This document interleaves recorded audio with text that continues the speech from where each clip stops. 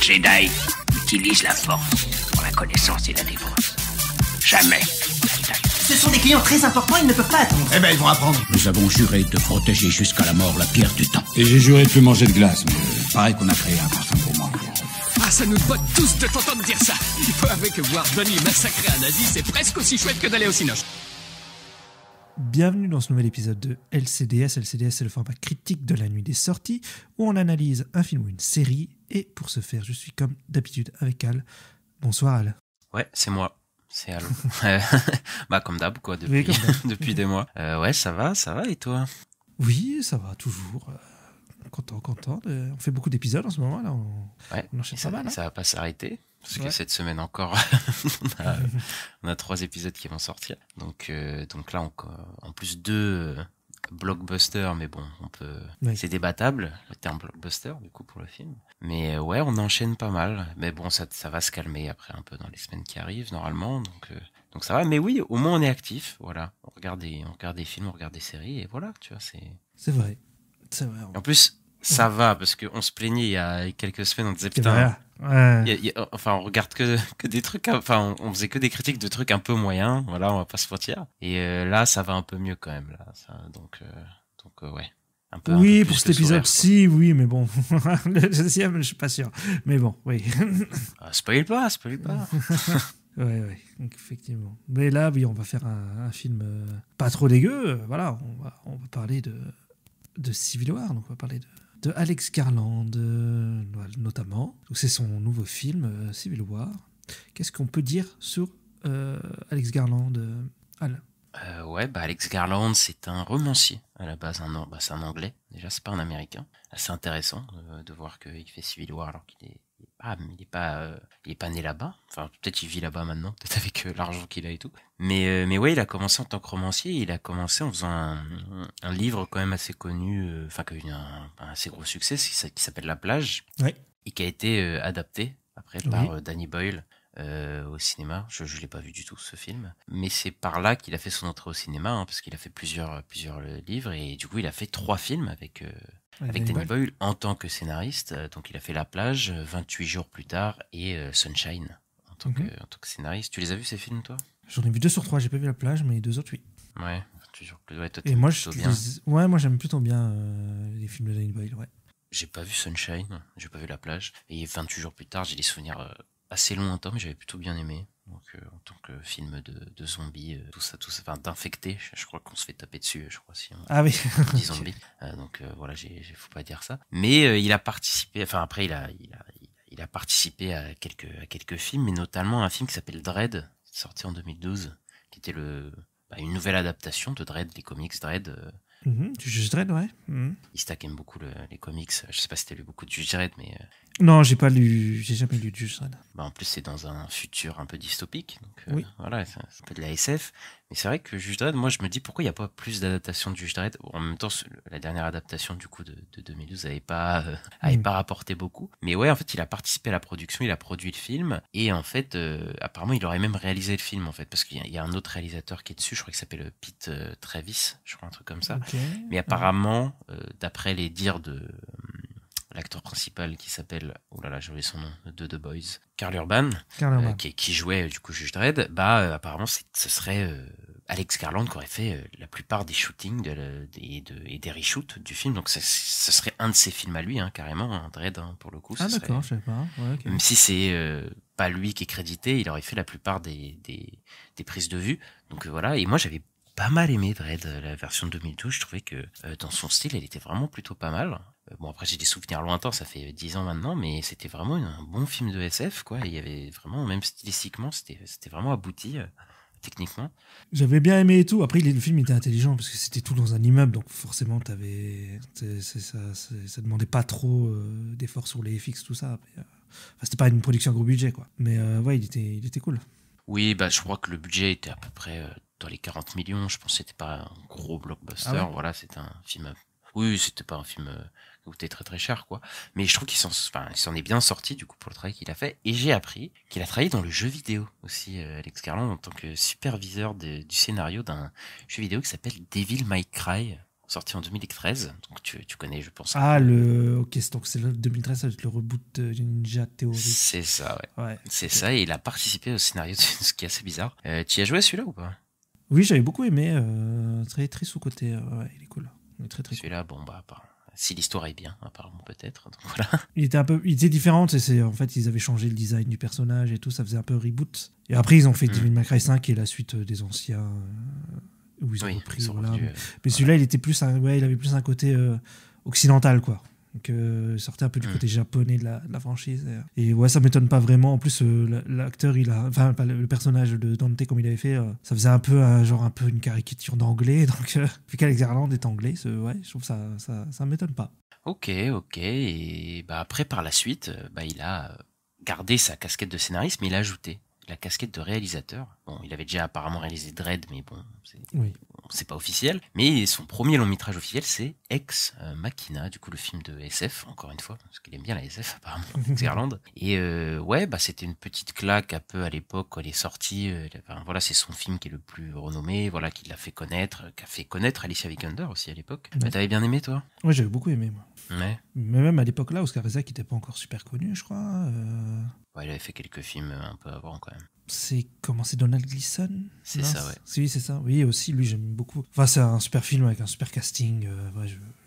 J'avais beaucoup aimé, moi, ce film-là. Ouais, moi, je trouvais que techniquement, il était assez beau, assez bien fait. Même le design de Alicia Vikander en tant que robot, c'était un très bon design, on le voyait pas tous les jours. Après, je l'ai revu il y a un an, un truc comme ça. Le film, au final, dans ce qu'il raconte et dans ce qui... Voilà, c'est pas très original au final, tu vois.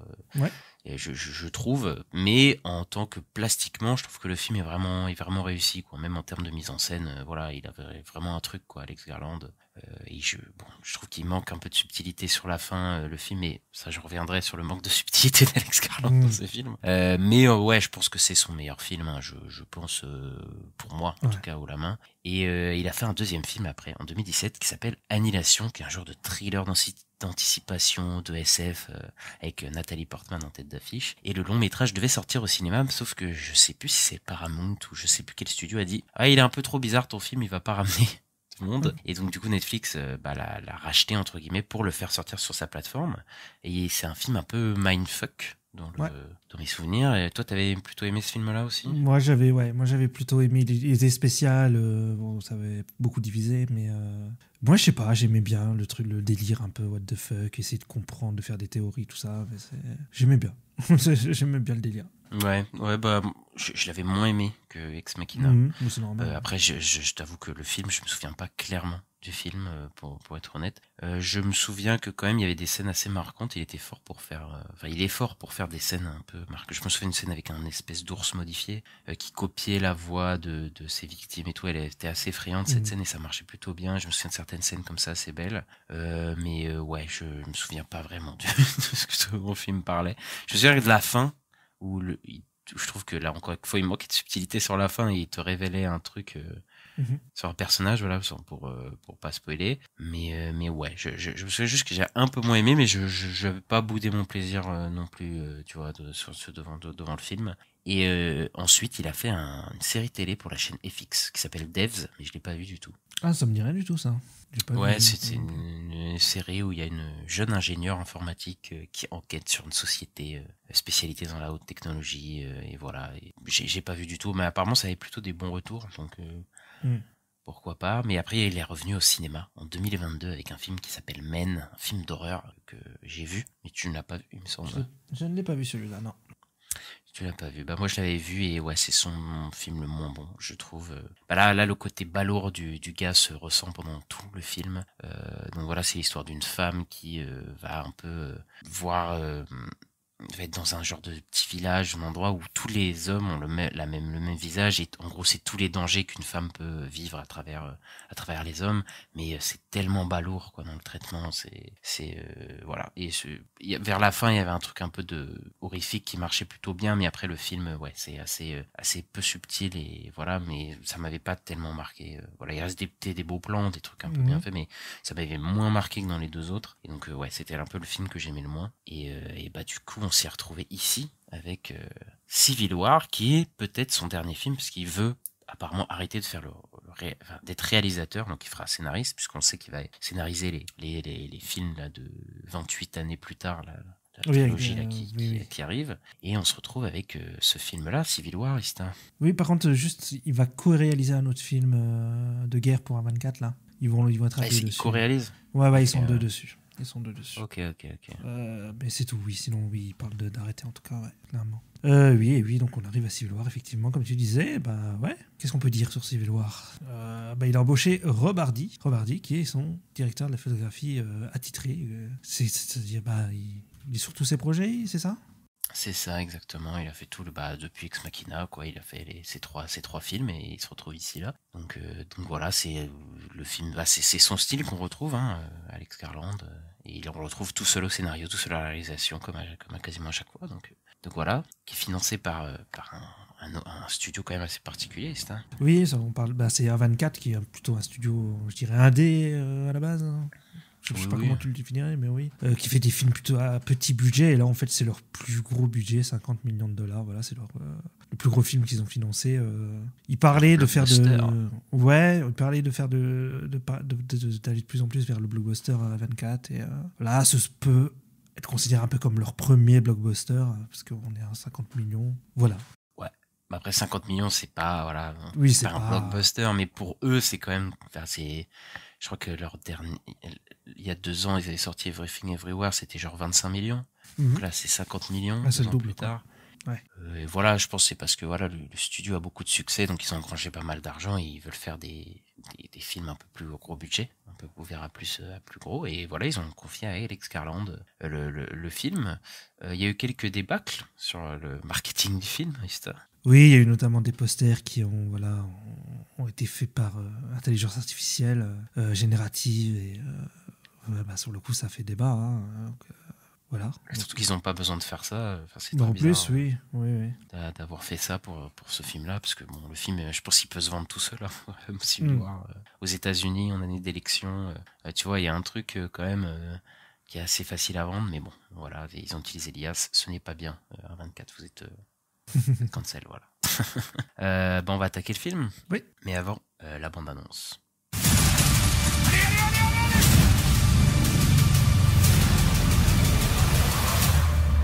Que Dieu bénisse l'Amérique.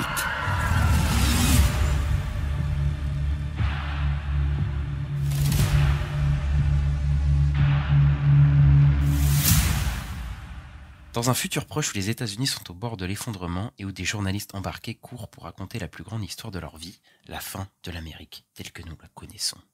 Voilà le résumé assez short du film, avec Kirsten Dunst dans un rôle principal, Wagner Moura, Kylie Spaney, qu'on avait vu chez Sofia Coppola, et qui sera dans Alien Romulus, Nick Offerman en tant que président, Stephen McKinley Anderson, et un petit caméo de Jesse Plemons aussi, dans le film. Bon, il est dans le trailer, de toute façon.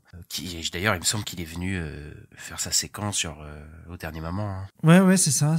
En fait, c'était pas censé être lui l'acteur qui fait cette scène, et l'acteur original, il s'est décommandé, et en fait, c'est Kirsten Dunst qui lui a demandé à Jesse Plemons, donc Kirsten Dunst qui est en couple avec Jesse Plemons, qui a demandé est-ce que tu veux pas faire le rôle, et oui, il a dit oui, et puis il les a sauvés, quoi. Ouais, voilà. Bon, Ista, on va commencer par le début, la vie rapide. Qu'est-ce que tu penses globalement de Civil War? Donc Civil War, on rappelle, ce n'est pas le film de Marvel, c'est Civil War d'Alex Garland. Il n'y a pas d'aéroport dans le film je crois pas, je sais plus, il y en a un. Je crois pas. Écoute, moi j'ai bien aimé le film. Je trouvais que les acteurs étaient convaincants. Déjà, il y a un truc, c'est que c'est pas souvent qu'on voit des films à 50 millions de dollars où le personnage principal est une femme quarantenaire. Ça existe pas trop, quoi. Donc ça, déjà, c'est une bonne chose. Le film, moi je le trouve super bien filmé. Moi j'adore la façon dont il est filmé, le film et tout. Le film, c'est pas ce qu'on pensait que ça allait être. Parce que ils ont vraiment vendu le film sur le côté ça va péter de partout, c'est la guerre et tout. Et au final, c'est plutôt un road trip où on suit des reporters de guerre. Et j'ai plutôt bien aimé les personnages, j'ai bien aimé le road trip, j'ai vraiment bien aimé le film, l'esthétique et ce que ça raconte et tout. Et voilà, quoi. Moi, j'ai trouvé le film vraiment, vraiment bien. Ok, moi j'ai plutôt pas boudé mon plaisir aussi. Après, je pense que le film aurait pu être mieux. clairement. Malgré tout ça, il a quand même des qualités techniques indéniables. Je trouve le film, il est toujours très agréable à suivre, très bien rythmé, avec des scènes vraiment visuellement hyper prenantes, quoi. Et je pense qu'il y a des scènes qui vont rester cette année comme un peu parmi les plus prenantes de l'année quand même. Après, voilà, sur le fond, j'ai quelques soucis. Je trouve que c'est un peu vide et un peu C'est pas faux. Ouais. qui manque de subtilité sur certains points. Merci Monsieur Garland, voilà. Mais bon, je trouve ça mieux que Men, par exemple. Je préfère peut-être Ex Machina quand même toujours comme mon film que je préfère de lui. Maintenant, après, est-ce que dans les 4 films qu'il a fait, ce serait peut-être le deuxième que je préfère. Faudrait que je revoie Annihilation, donc je sais pas trop, mais possiblement. Mais voilà, ça a pas été la claque vraiment le film il divise pas mal, donc il y a beaucoup de gens qui disent que c'est une claque, c'est un des films de l'année. Il y a beaucoup de gens qui disent que non, enfin voilà, qui sont beaucoup moins dithyrambiques sur le film. Et pour rentrer un peu dans l'art, tu l'as dit, le marketing, il mettait beaucoup plus l'accent sur la guerre civile. Ouais. Alors que oui, ça traite pas vraiment de la guerre civile américaine, c'est plus un fond, enfin c'est plus un décorum. C'est un décor, ouais, clairement. Et je pense que c'est ça qui va diviser le plus, c'est que la guerre civile dans le film, elle est pas très contextualisé, voire pas du tout contextualisé. Oui. On ne sait pas vraiment quelles sont les forces qui sont en jeu, qui se jouent. On ne sait pas quelles parties sont à peu près les deux côtés. On sait qu'il y a d'un côté t'as les. Enfin, on pourrait croire au début qu'on connaît à peu près les deux camps, mais en fait finalement pas tant que ça. C'est que on sait qu'il y a un président qui est plutôt fasciste, on va dire, voilà, parce qu'on sait qu'il a fait quelques mesures fascistes. Voilà, il a fait un 3e mandat par exemple, ce qui est pas légal, en tout cas, enfin à moins qu'il ait changé la constitution, mais j'y crois moyen, et qu'il a bombardé des gens à un moment. Mais en fait, on n'a pas de contexte ou quoi. Tu vois, le film nous dira jamais ceux-là ils sont républicains, démocrates ou de droite ou de gauche. Enfin, on n'aura jamais ces trucs-là. Je crois qu'on a une carte qui raconte quel état avec lesquels et tout, mais c'est tout, quoi. Oui, mais on sait pas, enfin, politiquement, on sait pas d'où ils viennent, quoi. Et, la preuve de ça, c'est que ceux qui sont contre le gouvernement, le président, c'est la Californie et le Texas. Oui. Et la Californie et le Texas, c'est 2 États qui sont politiquement très opposés. On vous laisse deviner où se trouve le Texas, la Californie, c'est assez simple de savoir à ce niveau-là. Mais bon, là, c'est 2 États opposés qui se joignent donc pour aller contre un président fasciste. Et je pense que Garland, c'est un peu ça sa morale et sa pensée politique, c'est que en fait, face à un président fasciste, les 2 partis américains peuvent s'unir contre lui. Là, c'est vraiment pour la partie politique, parce que en vrai, de vrai, c'est vraiment en fond, quoi. C'est un peu vide, oui, sur la catégorie politique. Je pense que juste le fond, c'est la guerre, c'est pas bien. Oui, effectivement, mais même le fond, tu vois, de qu'est-ce qui mène à la guerre civile. Je pense que Garland, mais de toute façon, c'est pas traité dans le film, hein, c'est traité de très loin, mais c'est que voilà, quand il y a un président fasciste, que ce soit les républicains ou les démocrates, ils vont s'allier contre ce président fasciste. Oui, bon, c'est assez, c'est assez bisounours, c'est assez, voilà, c'est pas très profond politiquement. Vous allez pas ressortir du film en disant, oh putain, c'est vraiment une critique de l'état actuel des États-Unis. Mais après, c'est un choix pour le coup. Il a vraiment fait un choix, c'est vraiment pas s'attarder dessus. D'ailleurs, il dit qu'il a écrit le film avant l'histoire du Capitole, hein, avant l'attaque du Capitole, tout ça. Oui, bon, après, franchement, avant-après, ça change pas grand-chose au fait qu'il y a un manque de contextualisation. Mais en même temps, le bénéfice de ça, je trouve que ça donne quand même un climat un peu anxiogène, pour le coup, dans le film. C'est qu'on sait pas... On se pose un peu les questions à chaque personne qu'il rencontre, parce que le film, c'est un peu un road trip, comme t'as dit, et donc ils vont rencontrer des gens, et on sait pas vraiment d'où ils se situent, quoi. Mais après, en même temps, d'un autre côté, ça permet de rien développer aussi politiquement, et de pas se mouiller du tout, quoi. Donc, je suis assez partagé par cette idée-là, quoi. Surtout qu'en fait, c'est une guerre civile aux États-Unis, donc t'as quand même plein de choses à dire politiquement sur les États-Unis, mais en même temps, j'ai envie de dire, ça n'a rien de spécifique aux États-Unis à cette histoire-là, quoi. J'ai l'impression que ça aurait pu être dans n'importe quel pays. Oui. Tu vois, c'est juste un président qui semble être fasciste, et voilà, et le pays il se divise à cause de ça, mais mais ça n'a rien de spécifique aux États-Unis, donc bon, ça n'utilise pas vraiment le fait d'être aux États-Unis, quoi. Bon, c'est un peu dommage, quoi. Non, mais je pense qu'il y a un parallèle voulu entre des pays qui sont en guerre, en fait, hein, tout simplement. Oui. Parce qu'on suit des reporters de guerre qui font des photos pendant des batailles, quoi. Enfin, pendant des fusillades, voilà. Il l'utilise exclusivement comme un décorum, vraiment, Ouais, c'est ça. les États-Unis. Donc bon. Mais après, dans le contexte actuel, je trouve ça un peu dommage, là, pour le coup. Oui, je suis parce un peu que d'accord. bon, je sais que c'est un choix, mais là, quand même, t'as l'occasion de faire un truc comme ça, de parler vraiment de choses politiques, et tu en fais pas grand-chose. Bon, c'est assez dommage. Mais après, en vrai, de vrai, le film, il parle pas vraiment de ça, quoi. Le film, c'est un road trip familial. J'aime bien dire que c'est un road trip familial, alors que c'est pas familial, mais Ouais, il y a un peu ce côté fausse famille, voilà, le grand-père, les deux parents et la fille, tu vois, il y a un peu ce truc-là, quoi. Et il y a un délire un peu même post-apo, je dirais, hein, dans le film. Ah oui, bah, complètement. ils sont sur les routes, mais en fait, il y a personne, tu vois, sur la route. C'est des Ah, routes un même- peu vides. Ouais. Même, il y a une des premières scènes où il y a une pompe à essence et il dit direct, le mec, dès qu'il y a une pompe à essence, faut y aller. Oui, parce qu'on sait pas quand est-ce que tu vas pouvoir recharger. C'est ça, ouais. Donc moi, ça me fait penser à des trucs genre Walking Dead et tout.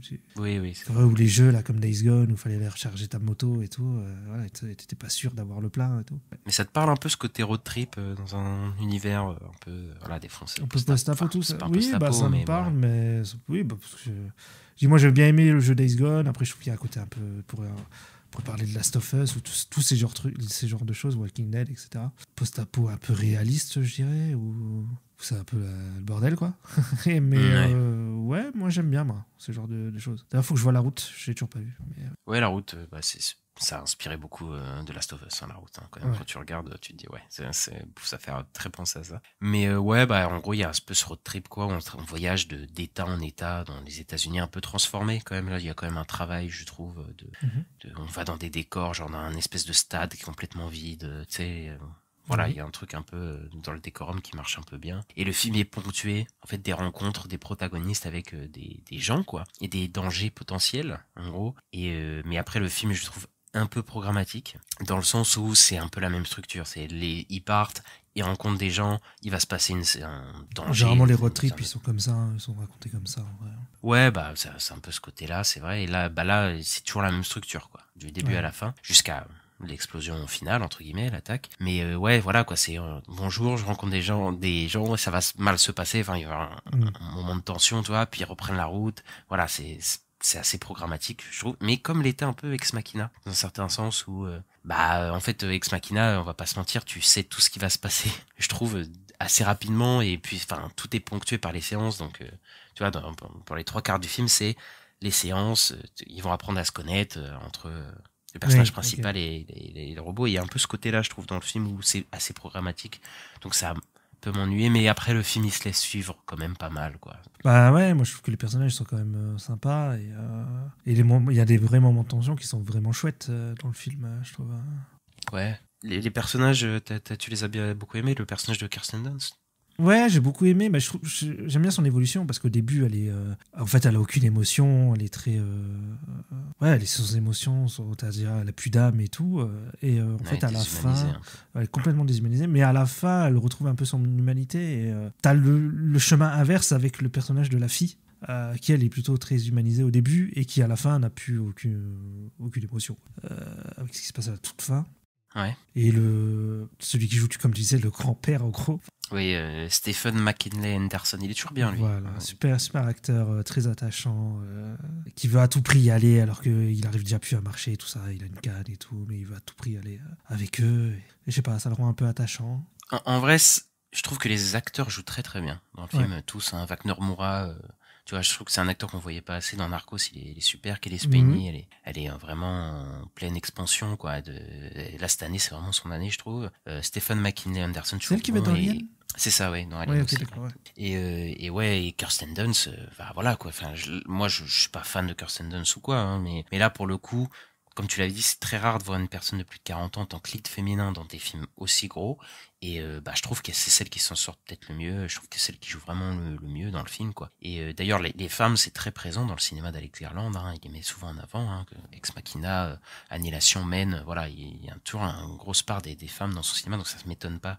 Et c'est quand même à son honneur, quoi, parce que c'est pas tous qui sont comme ça. Et je les trouve attachants grâce aux acteurs, parce que les acteurs, je trouve vraiment font un bon travail, mais il y a quand même des choses attendues. Tu vois, par exemple, le personnage de Stephen McKinley là, avec sa canne et tout.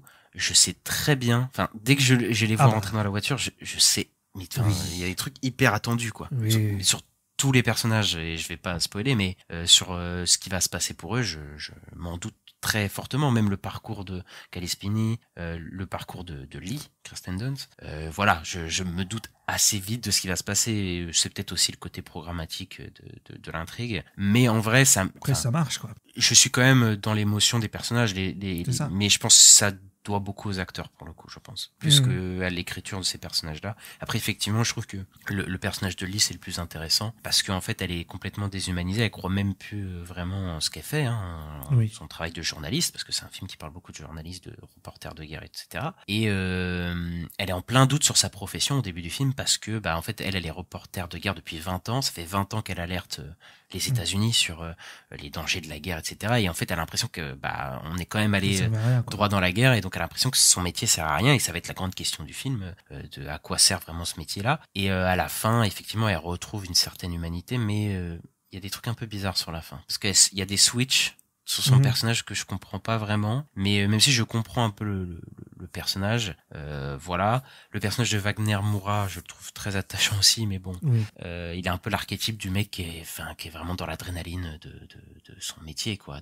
Oui, il adore ça, il adore être sur le champ de bataille. Ouais. Voilà, tu vois, c'est un petit peu ce côté de adrénaline un peu morbide, il aime bien ça quand même, être sur le terrain et voir des mecs se canarder, quoi.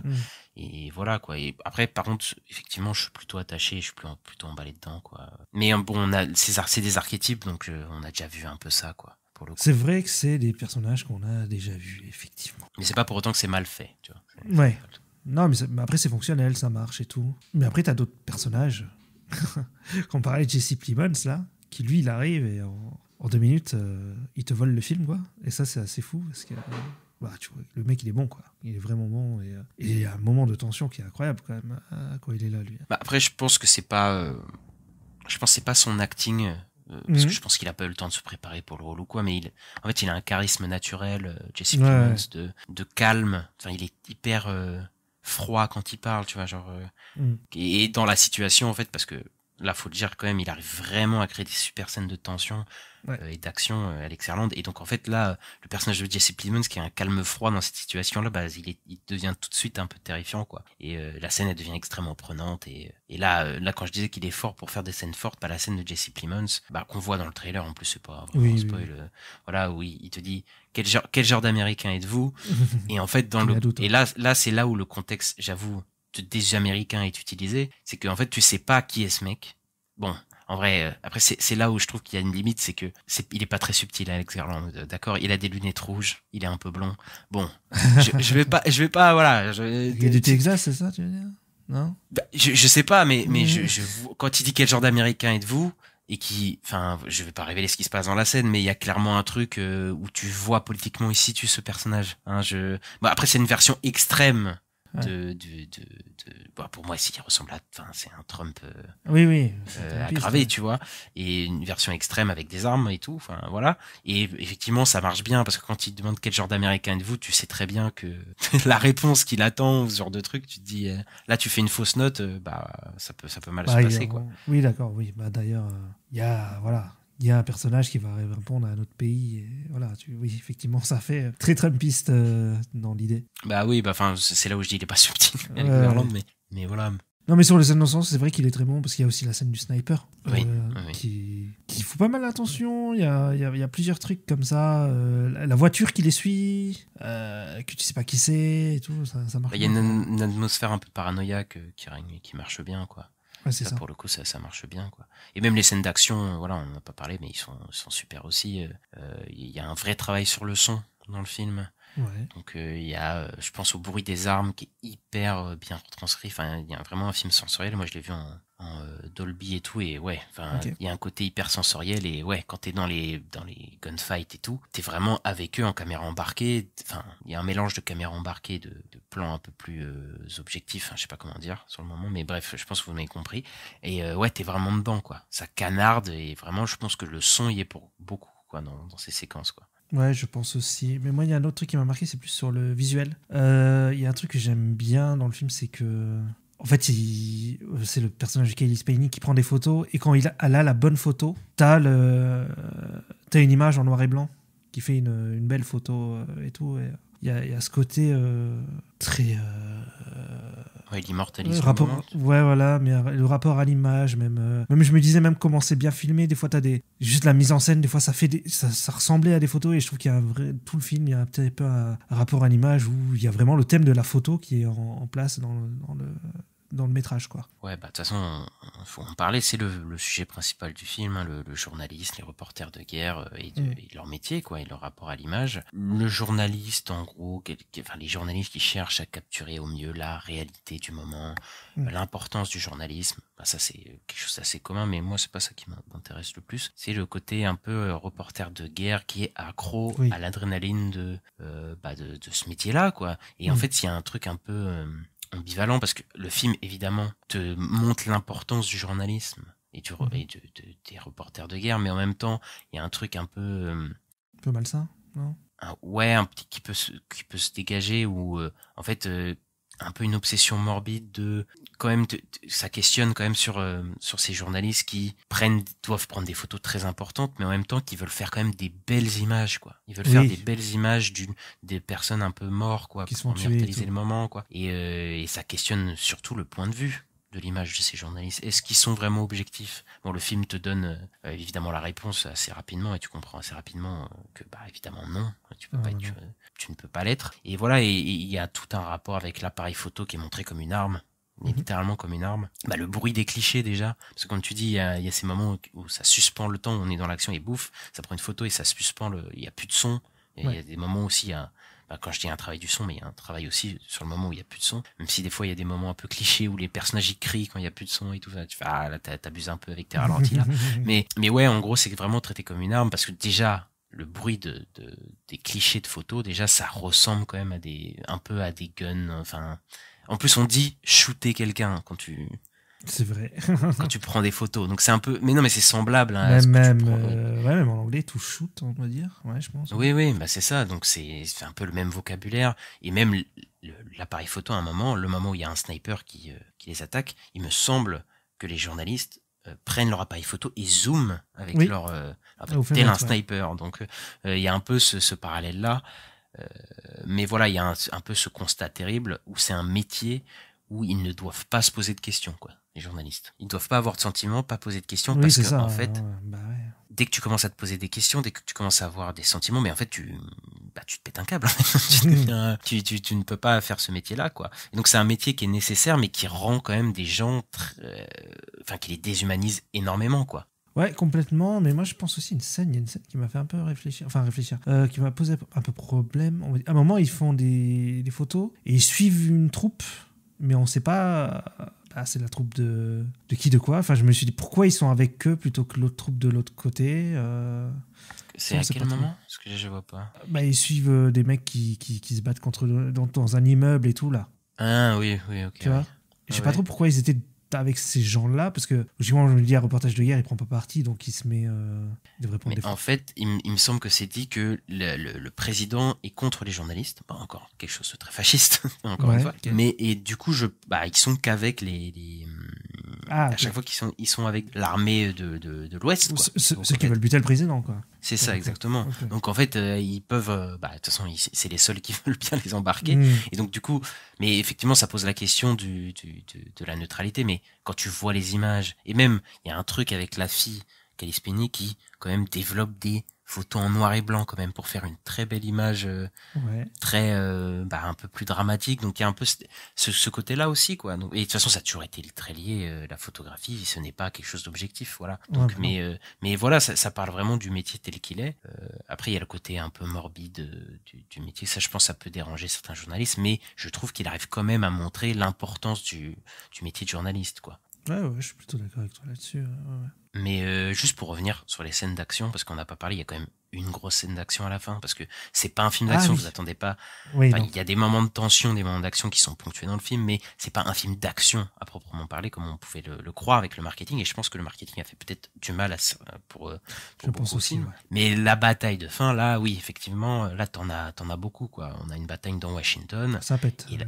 Et ça pète, c'est immersif, c'est violent, c'est tout traité de manière hyper réaliste, hein, faut le dire. C'est pour ça qu'aussi le film il est assez prenant et c'est très très fluide. Et là, oui, c'est du très bon divertissement d'action et de tension, quoi. Mais bon, malheureusement, ça raconte un peu vite dans ce que ça raconte parfois. Mais voilà. Et toi, cette scène, elle t'a bien marqué, je pense. Oui, bah, tout le final, ouais, je le trouve super, très bien filmé. Beaucoup de tension, ça pète de partout. Bah, il y a un vrai, comme tu disais, le travail sur le son, avec les explosions, tout ça. Ce qui se passe après dans la Maison Blanche, tout ça. Donc, ouais. Il y a un peu ce truc. Bon, par contre, il y a un peu ce truc de. Tu sens quand même le passage obligé. Faut que ça pète à la fin, quoi. Oui, tu vois, bah, c'est le 3e acte, faut que ça pète, oui. Bah, ça... Mais c'est bien fait, donc bon. En même temps, on te parle de ça dès le début du film, donc bon, ça devait... Ah non, mais de toute façon, on s'en doute que ça va aller là-bas. Enfin, c'est ça. Ouais. L'objectif, quand même, des journalistes, c'est d'aller interviewer le président. Voilà, tu sais qu'au bout d'un moment, on va pas révéler ce qui se passe à la fin, de toute façon, parce que de toute façon, c'est pas exactement ce qui se passe. Mais tu sais que tu vas t'embarquer dans ce truc-là, quoi, d'un moment, quoi. Donc, bon. T'as un road trip jusqu'à Washington, et qu'à Washington, bah, ça va péter, quoi. C'est ça. Mais juste la fin, j'ai juste trouvé bizarre comment ça cut. Tu fais, ah, c'est fini. C'est juste, ah, d'accord. Ouais, mais là, par contre, faut en parler. Garland est un gros lourd. Moi, je trouve vraiment dans certains moments, et notamment la fin, ouais. Je trouve ça mais hyper balourd, quoi. Parce que moi, je suis pas un Jean-Michel subtilité tout le temps. Genre, faut que tout soit subtil, mais je pense que quand même, tu te dois de pas être trop lourd, quoi. Genre de pas appuyer ton propos quand on comprend très bien, parce que en plus, Garland, il fait quand même pas mal enfin voilà, visuellement, on comprend pas mal de choses, quoi. Et donc, des fois, les personnages, ils te parlent de choses qu'on avait déjà compris, ou ils t'explicitent certains trucs beaucoup, parce qu'ils te le martèlent, quoi, jusque dans la tête. Donc, c'est un peu dommage, mais même dans son imagerie, le drapeau en sang, oui, d'accord. Tu sais, genre, c'est comme si c'était un passage obligé, il fallait mettre ce drapeau en sang. Même sa manière d'utiliser la musique, parce que je sais pas si toi tu l'aimes bien la musique, mais moi j'ai pas du tout aimé la manière d'utiliser la musique dans le film, parce qu'elle est très dichotomique. Pas fait gaffe plus que ça, je t'avoue. Mais t'as des longs moments musicaux, ouais. Et elle est tonitruante, et enfin voilà, tu t'écoutes les paroles des musiques, oui, effectivement, il y a pas de subtilité. Ah oui, ok, ouais, mais j'ai pas fait gaffe. Je crois qu'il y a une musique qui s'appelle Suicide, ou des trucs comme, enfin, tu vois, genre, c'est un peu balourd, tu vois, je trouve, avec des ralentis et tout, enfin, je trouve qu'il en fait un peu trop, voilà, de temps en temps, quoi. Et je trouve que... Ça me dérange pas, moi. Mais je vois ce que tu veux dire. Oui, c'est personnel après, sur notre appréciation, mais par exemple, la fin, on va dire que il y a un personnage, Lee, la fin de son arc et tout, enfin... La manière dont c'est fait, enfin, c'est un cliché. Enfin, ouais. C'est un mauvais jeu de mots, d'ailleurs. C'est un cliché. Tu t'attends à ce que ça arrive, de toute façon. Ouais. Non, mais il y a des trucs que tu t'attends, mais enfin, la manière dont c'est fait. Oui, non, mais oui, c'est un peu con, quoi. C'est ça que tu veux dire? Je peux pas révéler, mais même la situation, c'est un peu con, mais ouais. La manière dont c'est mis en visuel, enfin là, tu te dis, mais c'est, le mec veut vraiment, enfin, c'est vraiment un balourd, quoi. Et bon, je trouve que le film donne malheureusement une réponse claire et nette à un des sujets du film, de pourquoi est-ce que c'est important, enfin est-ce que c'est important, est-ce que ça vaut le coup de vivre tout ça, d'humaniser et tout. Je trouve que le film donne une réponse claire à la fin du film, et bon, ça aurait mérité peut-être un petit peu de fin plus ouverte, mais je trouve que Alex Garland, à chaque fois dans sa fin, elle est jamais ouverte, sa fin, enfin il en fait toujours un peu trop sur la fin, genre Ex Machina, je trouve que à la fin du film ça peut couper un moment, mais ils sont obligés de rajouter une séquence à la toute fin, je sais pas si tu te souviens. Non, pas spécialement. Bon, je vais pas le révéler là, mais il te rajoute une séquence qui te révèle ce qui se passe après. Pareil pour Annihilation, ils se sont obligés de faire une révélation sur un personnage à la fin. Tu peux pas laisser un petit peu de mystère, un petit peu de nous laisser la question à nous. Non, faut qu'il soit bourrin. Donc voilà. Ouais, après, mais parce qu'après les gens ils vont être chiants, ils vont être là. Ouais, mais la toupie. Elle a arrêté ou pas? mais qui a dit ça de la toupie? Tout le monde a aimé la toupie dans Inception. Tout le monde a aimé ça. Même si, d'ailleurs, là, il y a un petit truc sur Inception où les gens, ils commencent à faire. Non, mais de toute façon, Inception, voilà, c'est un film faussement, faussement Athélo, des trucs et tout. Mais en 2010, 2011, ils disaient pas la même chose, hein. Je pense que les gens, ils disaient, ah, putain, j'ai rien compris à la fin comme tout le monde, mais maintenant, comme ça a été traité enfin, bref. Là, je commence à faire mon voilà. Après, voilà, j'ai peut-être l'impression d'être un peu dur sur le film, mais en fait c'est pas les défauts, ils m'ont pas gâché mon visionnage tant que ça, quoi, parce que plastiquement c'est agréable à suivre et il y a des questionnements un peu intéressants, mais effectivement c'est pas le film qu'il a vendu être. Non, mais je vois ce que tu veux dire. Oui, c'est vrai que c'est pas le film qui est vendu et c'est pas ouais. Donc, mais je pense qu'il faut s'y attendre, voilà. Avant voilà. Mais esthétiquement, le film, il est chouette, il a un bon casting, il est bien réalisé, il y a un son chouette, enfin voilà, quoi, il a quand même des points forts à faire valoriser. Je trouve pas que le film soit mauvais, moi, personnellement, en tout cas. Ah non, mais moi non plus, je trouve même plutôt bon, tu vois. Je trouve qu'il y a des trucs qui auraient pu être améliorés, même sur le fond et tout, ça aurait pu aller chercher un peu plus loin, surtout avec un sujet comme ça, mais après, je conseille à tout le monde d'aller voir le film, quand même. Voilà, c'est quand même un film qui mérite d'être vu, je pense, et de vous faire votre propre avis, pour le coup. Mais voilà, du coup, c'est un peu notre avis sur le film. Peut-être t'as quelque chose à rajouter, peut-être qu'on n'a pas dit. Non, pas spécialement, je réfléchissais, mais je pense que j'ai un peu tout dit ce que je voulais dire. Ouais, puis après, Alex Garland, du coup, bilan, est-ce que tu l'aimes bien, finalement? Bah, j'ai pas vu Men. Mais moi, Annihilation, ça m'avait plutôt plu. Ex Machina, j'aime bien. Civil War, j'aime bien. Donc je pense que c'est plutôt un réal que j'ai envie de suivre, mais vu qu'il va arrêter, je vais plus suivre grand-chose. Mais ouais, j'aime plutôt bien, quoi. Et puis même les scénars qu'il a fait, 28 jours plus tard, j'ai bien aimé. Sunshine, j'avais plutôt bien aimé aussi. Donc, après, il faut dire aussi, je pense qu'aussi, il a des bonnes idées. Genre, il a que ce soit Ex Machina, Annihilation, Men ou celui-là, ça donne envie de voir le pitch, tu vois. Comme Shyamalan.